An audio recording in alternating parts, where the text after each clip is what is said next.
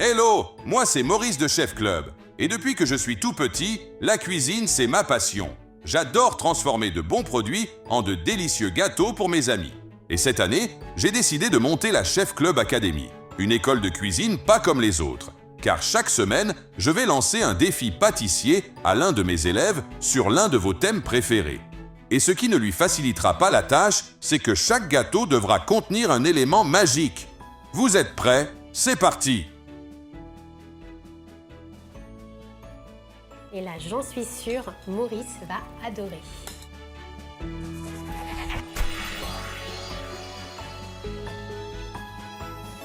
Salut, c'est Alem.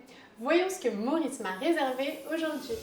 Alem, tu vas devoir réaliser un gâteau pour un fan de mode en forme d'un chapeau de femme avec une rose en papier comestible qui devra changer de couleur. Sacré challenge, Maurice. J'ai plein d'idées, je te les envoie. Allez, c'est parti. Pour son gâteau, mademoiselle, Alem va réaliser une base en molly cake. Entre les couches, elle glissera une chantilly parfumée au citron avec quelques fraises fraîches et par-dessus, elle réalisera un chapeau qui renfermera un cœur glacé. Le tout sera posé sur un parterre de roses en chocolat avant de finir avec une rose magique qui devrait changer de couleur. Alem, tu as mis la barre très haute. Alors hâte de voir ça. Je vais commencer par mes roses en chocolat qui vont venir décorer la base de mon gâteau. Donc ici, j'ai fait fondre 200 g de chocolat blanc et 200 g de chocolat rose parfumé à la fraise. Je vais récupérer une plaque de cuisson pour faire couler mon chocolat pour former de jolies roses. On va commencer par le chocolat blanc. L'idée, c'est d'avoir quelque chose de vraiment très joli. Je mets maintenant le chocolat rose et ainsi de suite jusqu'à écouler tout mon chocolat. Ce qui est assez intéressant dans ce chocolat rose, c'est que le goût de la fraise va venir adoucir le goût sucré du chocolat blanc. Si à la maison vous n'avez pas trouvé de chocolat à la fraise, vous pouvez aussi utiliser le chocolat blanc et le colorer. Là, c'est assez important d'avoir un chocolat liquide pour pouvoir bien le travailler. On va taper un petit peu la plaque pour pouvoir entremêler les deux chocolats. Les deux chocolats sont collés et je vais finir ma décoration à l'aide du pic. Donc là, l'idée, c'est de faire des croisillons, des formes comme vous le souhaitez. Et ça, Maurice, je suis sûre qu'il va adorer. On va ensuite poser notre plaque de chocolat au froid pendant au moins 30 minutes. Ce chocolat va me servir à réaliser des roses bicolores que je vais disposer tout autour du gâteau afin d'avoir un sublime parterre de fleurs. En attendant, on va faire un petit coup de nettoyage et on va commencer notre molly cake. Pour la structure de son gâteau, Alem va réaliser un molly cake. C'est un gâteau anglais qui est à la fois aérien et moelleux. Entre les tranches, elle va pocher une chantilly citronnée accompagnée de fraises entières. Je récupère la cuve de mon batteur pour pouvoir y incorporer mon sucre en poudre et il va me falloir pour ma recette 3 œufs. Je vais faire blanchir les œufs et le sucre ensemble, c'est-à-dire bien les faire fouetter pendant au moins 5 minutes pour obtenir une texture bien aérienne. C'est ça qui va donner le moelleux de votre gâteau. Je fixe ma cuve et je vais faire tourner mon batteur à vitesse moyenne pendant au moins 5 minutes. Pendant ce temps, je vais préparer ma farine que je mélange avec 15 g de levure chimique et une cuillère à café de vanille en poudre.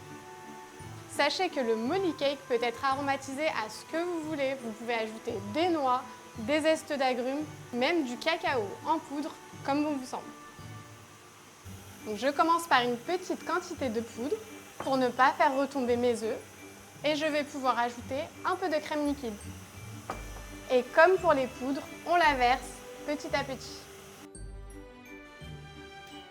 Mon appareil est bien foisonné, je vais pouvoir le débarrasser dans mes moules.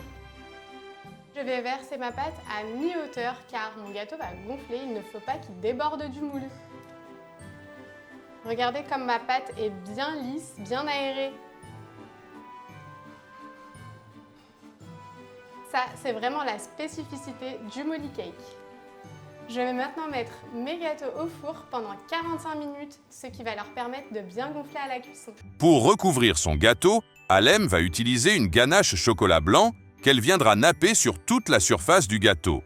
Cela devrait lui apporter un visuel lisse et soyeux, ainsi qu'une touche d'onctuosité à la dégustation. Pour ma ganache, j'ai besoin d'une casserole et d'un bol. Je vais commencer par mettre de l'eau dans le fond de ma casserole. Je vais faire fondre mon chocolat au bain-marie pour pouvoir avoir un chocolat qui ne brûle pas. Donc je vais faire fondre 600 g de chocolat blanc. Ça va prendre 5 à 10 minutes. L'idée, c'est d'avoir vraiment une pâte très lisse et très soyeuse. Mon chocolat est bien fondu. Je vais pouvoir réaliser ma ganache et pour ça, je vais avoir besoin de 200 ml de crème liquide à température ambiante pour ne pas figer le chocolat qui, lui, est chaud. Et là, je vais mélanger délicatement. L'idée, c'est d'imbriquer nos deux éléments ensemble et avoir quelque chose d'harmonieux. Quand ça commence à s'épaissir, je vais ajouter le reste de ma crème. La pâtisserie, ça prend du temps. Et ça, Maurice, il le sait. Et là, vous voyez que la texture a bien changé. Elle est devenue très crémeuse et très lisse. Et c'est ce qu'on appelle une ganache. Ma ganache est prête. Je vais pouvoir la filmer au contact pour pas qu'elle me forme de croûte. Et hop, au frigo. Ça reste au frigo et je vais maintenant m'occuper des molly cakes car je crois qu'ils sont cuits.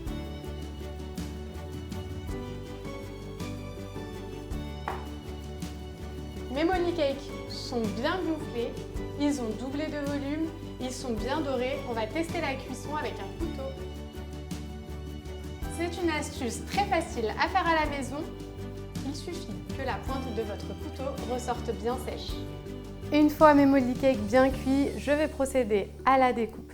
L'idée, c'est d'avoir 4 parties pour avoir plusieurs étages à mon gâteau. Pour ajouter plus de goût, je vais aussi les imbiber avec un sirop de citron vert qui va venir ajouter une petite touche de peps à la dégustation. Entre les couches de mon gâteau, je vais insérer une chantilly que j'ai réalisée avec une crème infusée au zeste de citron vert. J'ajoute aussi du mascarpone pour qu'elle soit bien ferme pour supporter la structure de mon layer cake. Mes molly cakes sont prêts, ma chantilly est finie, elle est en poche. Je vais pouvoir attaquer le montage de mon gâteau. Pour cela, je vais avoir besoin d'un plateau tournant et de mes fraises. J'utilise des fraises pour apporter une texture différente et un côté très frais à mon layer cake. Je prends déjà ma première tranche de molly cake que je place au centre. Je vais maintenant venir pocher ma chantilly. Je vais maintenant équeuter mes fraises pour pouvoir les disposer tout autour de ma chantilly.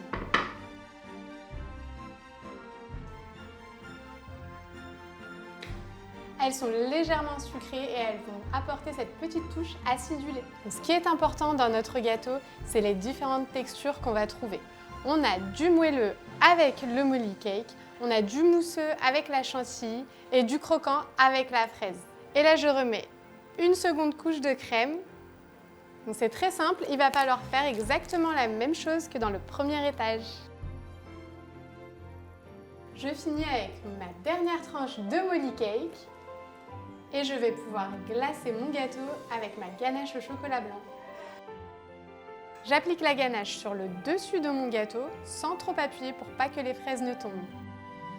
On n'oublie pas de lisser le dessus. Et on va pouvoir le mettre au frais pour qu'il fige. Pour la décoration, Alem va réaliser une fleur en papier azime qui sera recouverte de poudre colorée et devrait changer de couleur avec un petit tour de magie. Pour ça, je vais avoir besoin de 2 feuilles de papier azime. Je vais aussi utiliser une perforatrice pour découper des ronds. À la maison, vous pouvez aussi utiliser un emporte-pièce et découper vos ronds avec des ciseaux. Donc là, je vais découper une dizaine de ronds. Ces ronds vont me servir à faire des pétales pour ma rose. Maintenant que j'ai mes ronds, je vais m'aider de mon emporte-pièce pour pouvoir former ma rose. Je vais aussi avoir besoin de vinaigre d'alcool pour pouvoir coller les pétales entre eux. Il ne faut surtout pas utiliser de l'eau, sinon vous allez déchirer votre papier alimentaire. J'utilise un petit pinceau pour tremper dans le vinaigre et appliquer en horizontal comme ça sur ma feuille de papier azime. et je viens ensuite l'appliquer autour d'un emporte-pièce pour lui donner une forme ronde. Si je n'ai pas cette rose, je ne pourrai pas réussir le défi de Maurice. C'est un élément clé du gâteau. C'est un travail très minutieux pour un beau résultat. Il faut bien prendre son temps et travailler les pétales un à un. Je viens poser mes pétales en quinconce pour avoir un résultat assez naturel. J'ai fait un premier tour et je vais pouvoir m'attaquer au deuxième. J'applique mon dernier pétale. On va pouvoir découvrir le résultat de la rose en retournant l'emporte-pièce. Regardez-moi cette jolie rose en papier comestible. Je vais maintenant appliquer du colorant alimentaire rose en poudre à l'intérieur de ma rose. Il sera caché. Je glisse vraiment entre chaque feuille de papier azime pour que la fleur puisse être colorée partout. Et quand je viendrai pulvériser de l'eau sur ma rose, le colorant devrait alors agir et habiller ma fleur d'une jolie couleur rose comme par magie. Mais pour ça, il faut que ma technique fonctionne. Je vais maintenant attaquer le chapeau de mon cake design. Pour le chapeau de son gâteau, Alem va réaliser un bol en cake pops qui cachera un cœur glacé et le recouvrira de pâte à sucre avant de le décorer. Regardez, il a bien figé, bien froid, il va être bien stable pour pouvoir le couper et former un cake pop. Un cake pop est composé de chutes de gâteau que l'on va venir malaxer pour reformer un gâteau. Et ici, je vais le garnir de glace à la fraise. Je vais couper mon gâteau en diagonale pour donner une forme élégante à mon chapeau. C'est cette partie du gâteau que je vais retirer et malaxer pour former mon chapeau. On n'hésite pas à en mettre plus qu'il n'en faut, quitte à en retirer un petit peu après. Et je vais pouvoir prendre un petit bol pour mouler la tête de mon chapeau. Donc j'ai appliqué du film alimentaire sur mon bol pour pouvoir le démouler facilement. C'est une petite astuce qu'on peut facilement refaire à la maison. Je viens mouler avec mes doigts la forme du bol pour pouvoir créer un creux qui va me permettre de mettre ma glace. Donc ici, j'ai choisi de la glace à la fraise qui va très bien aller avec les fraises fraîches de mon gâteau. On va pouvoir mettre 2 ou 3 boules de glace pour garnir. Et ça va être une touche de fraîcheur dans ce gâteau. Maintenant, je vais recouvrir le haut de mon chapeau avec le reste de Cake Pops pour que ma glace ne s'échappe pas. J'ai fini la base de mon chapeau, je vais pouvoir la poser sur mon gâteau, mais avant ça, je dois appliquer une fine couche de ganache pour que ça colle. On étale finement, il faut vraiment bien en appliquer partout pour ne pas avoir de miettes de gâteau. Et maintenant, je vais pouvoir démouler le haut de mon chapeau et le déposer. Je fixe bien l'ensemble, je ne veux surtout pas que ça bouge. Et voilà, maintenant que notre dôme glacé est fixé, il est temps de donner un visage à ce gâteau. Je vais utiliser une silhouette de femme. Ces pochoirs, vous pouvez les retrouver sur chefclub.tv. Je vais poser mon pochoir contre mon gâteau. J'appuie un petit peu pour faire adhérer et qu'il ne bouge pas. Et pour révéler les traits de ma silhouette, je vais utiliser ma ganache que j'ai colorée en noir. Grâce à du charbon végétal, elle est entièrement comestible. Donc c'est très important de bien vérifier que tout est couvert. Il ne nous reste plus qu'à enlever le pochoir pour découvrir la silhouette. Maintenant que ma silhouette est dessinée, je vais faire mon chapeau avec de la pâte à sucre que j'ai pré-découpée. Je dépose d'abord de la pâte à sucre sur le haut du chapeau pour donner la forme de la boule. Je vais bien aplatir la pâte sur le haut du chapeau. C'est important pour avoir un résultat optimal. Il faut bien épouser la forme. Et je vais venir découper l'excédent. Quand je fais ça, je fais très attention à ne pas couper mon gâteau. On va pouvoir retirer l'excédent et je vais maintenant déposer ce rond de pâte à sucre pré-découpé qui va donner toute la forme de mon chapeau. Mon chapeau est presque terminé, je vais juste ajouter un petit ruban rose en pâte à sucre. Mon ruban va venir lier les deux parties de pâte à sucre. Regardez comme c'est beau. Pour décorer son chapeau, Alem va utiliser du colorant alimentaire et imprimer à la main de jolies roses aux couleurs du printemps avec une technique très ingénieuse. Pour cela, je vais utiliser un sachet de congélation que je vais gonfler. On vient bien fermer l'ouverture. Je commence par peindre la pointe en rose foncé.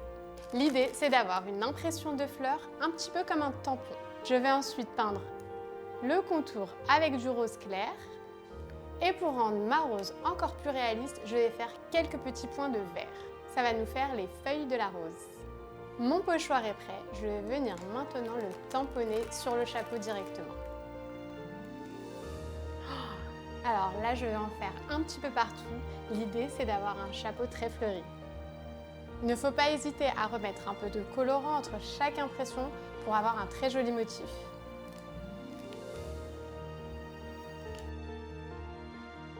Et voilà pour notre imprimé de rose. Regardez comme c'est joli. Je vais faire un petit brin de ménage avant d'aller chercher ma rose en azime et de pouvoir la fixer à mon gâteau. C'est l'élément central de mon layer cake. Il faut qu'elle change de couleur au risque de louper le défi de Maurice. C'est le moment de finir mon gâteau en moulant mes roses en chocolat. Je vais récupérer ma plaque qui a dû bien figer au frigo.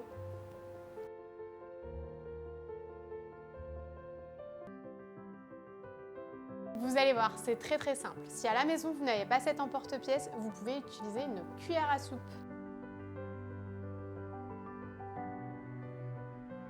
Et maintenant que j'ai mes roses en chocolat, je vais les disposer à la base de mon gâteau pour avoir ce côté très fleuri.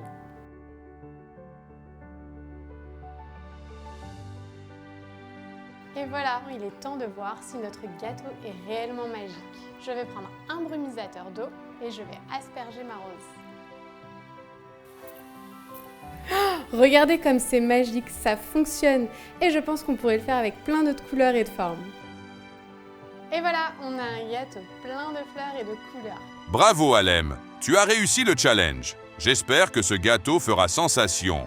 À la prochaine pour un nouveau défi dans Magic Cake et n'hésitez pas à m'envoyer vos meilleures idées sur chefclub.tv, je pourrai défier mes meilleurs élèves dessus.